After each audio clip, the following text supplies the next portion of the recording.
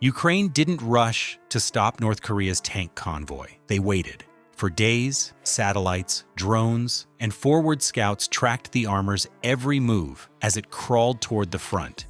Then, at the exact point where the roads narrowed and escape was impossible, Ukraine struck. The result? Dozens of North Korean tanks littering the battlefield like rusted monuments to a miscalculation. So why did Ukraine hold fire until that moment? And how did they ensure none escaped? Stay with this, because the genius of this trap lies in what you don't yet know. Before we move on, I'd like to ask you a small favor. If you appreciate this content, please take a second to like this video and subscribe to the channel. Over 98% of you watch the videos without subscribing. It costs you nothing, but it makes a huge difference to us. So, did you click the subscribe button? Great. Thank you so much. Now back to the video. The first time the North Korean armor crossed into the contested zone, Ukrainian forces saw it happen in real time. Satellite passes caught the convoy's outline near a tree-lined rail crossing, its shadow stretching across the dirt tracks. UAVs orbiting kilometers away picked up sharper details: angular turrets, long gun barrels, camouflage that barely blended with the snow-dusted ground. In forward positions, spotters relayed constant chatter over encrypted channels. The route was clear. The target was moving. Every advantage to strike was right there, yet no one fired. The feed showed no decoy columns, no bait vehicles meant to draw out defenders, just a steady line of heavy armor and support trucks rolling forward without urgency. Over a dozen T-62 variants led the formation, their aging chassis still lethal against soft targets or unprepared positions. Behind them, fuel carriers with bright hazard markings, flatbed trucks loaded with crates, and at least 3 armored recovery vehicles moved in rhythm. The entire stretch spanned nearly half a kilometer, winding slowly on a road that cut through open ground. It was a tempting sight for any artillery battery within range, but the fire missions never came. In Moscow and Pyongyang, this single convoy represented more than battlefield reinforcement. If it reached Russian forward positions intact, it would confirm 2 things. North Korean armor was viable in combat, and Russia could still bring in heavy equipment despite sanctions and blockades. The propaganda value alone could outweigh the military gain. Images of this column arriving unscathed at the front could circulate for weeks, a show of combined defiance against Ukraine and its allies. That made its destruction an even higher value target. Letting it go deeper was dangerous.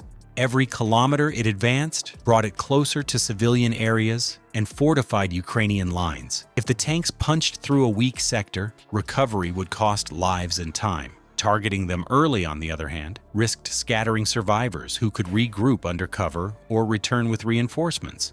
There was also the issue of terrain. Open approaches favored Ukrainian gunners, but they also gave the enemy room to maneuver out of kill zones. Hitting them too soon might thin the herd, but it wouldn't erase the threat. This kind of patience wasn't without precedent. In the Second World War, Soviet anti-tank units sometimes let German panzers roll past outer pickets into narrow valleys before detonating charges at both exits. In 1991, during the Gulf War, coalition forces channeled Iraqi armor into specific highways, then cut off retreat with simultaneous strikes on the front and rear vehicles. In both cases, waiting created a physical trap no force could bypass once committed. Ukrainian planners understood the same principle applied here.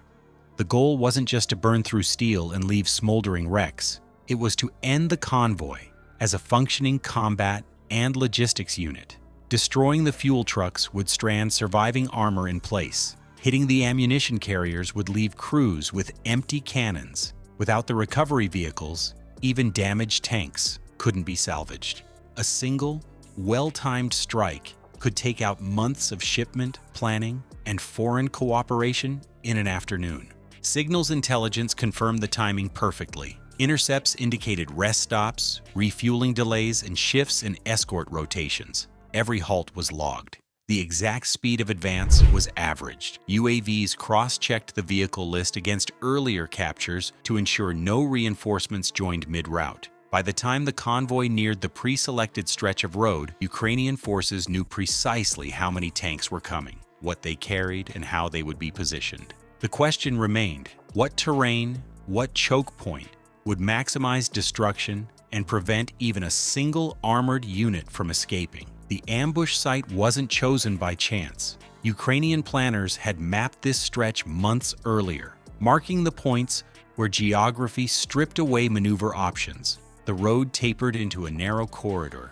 barely wide enough for 2 tanks to pass. On one side stood a steep embankment, the ground soft and unstable after seasonal rains. On the other, a series of deep drainage ditches cut into the earth made any off-road escape impossible. In normal traffic, this bottleneck slowed cargo trucks. In combat, it meant a force entering here would have to move in single file, committing its length to a closed track.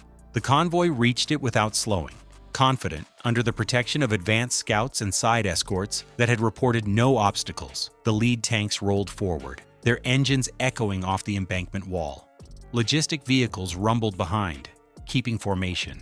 To the crews inside, the terrain likely seemed like another quiet segment of the route. Their radios carried routine updates, their drivers kept steady speed, and no sign of enemy fire had appeared for hours. The Ukrainian attack plan had layers designed to overwhelm in stages. Anti-tank guided missile teams were placed in concealed positions along both flanks, pre-aimed to sweep across the line from front to back. Artillery units miles away had firing solutions grid-mapped to this exact location, ready to bracket the convoy with high explosive and armor-piercing shells. Overhead, UAVs hovered beyond audible range, their feeds delivering real-time corrections to gunners. Electronic warfare units stood by to jam convoy communications the instant the first shot hit, cutting crews off from higher command and from each other. When the trigger came, it was exact. The lead tank took the first missile strike, the blast collapsing its forward track and igniting a plume of black smoke that billowed over the road. Almost simultaneously, another missile punched into the rearmost armored vehicle, blocking retreat. Within seconds, the entire column was trapped between wrecks at both ends. Then, the fuel trucks were hit. One erupted into sheets of flame that engulfed nearby flatbeds, sending shockwaves down the line. At the same time, artillery pounded the central cluster, smashing ammunition carriers. The detonations from inside these trucks sent secondary blasts high into the air, scattering debris across the road and over the ditches. The combined barrages created instant chaos. Some tanks tried to pivot, only to find the soft embankment collapsing under their tracks. Others attempted to fire blind downrange, their shots striking dirt or already burning vehicles. Columns of smoke rose along the entire length of the kill zone. Turrets sat motionless atop shattered hulls, some twisted at unnatural angles from the force of impacts. Fire rippled from one end to the other, fed by spilled diesel. Within a few minutes, UAV operators could see that no organized counterfire remained. The electronic jamming ensured no call for help reached units outside the kill zone. By the time the firing stopped, the convoy as a fighting and support unit no longer existed. Drone footage captured the scene in infrared, the bright outlines of flames replacing any heat signatures of moving armor. Thermal sweeps confirmed that key crew positions were cold, signaling total loss of operability among the targeted vehicles. No recovery teams could approach without exposure to Ukrainian fire. This was more than the destruction of hardware. Cutting this line here meant an entire resupply to Russian forward positions vanished in an afternoon. And the message it sent up the chain would reach beyond the ruined road, forcing a rethink of how and whether future foreign-supplied armor would be moved into combat zones. By holding fire until the convoy was locked in a corridor with no way out, Ukraine didn't just destroy tanks, they erased months of supply planning in a single strike. Fuel, ammunition, recovery equipment, and manpower meant to sustain the front vanished on one stretch of road. It's a reminder that sometimes the most decisive blow comes from waiting, not rushing. Timing created total control over the outcome.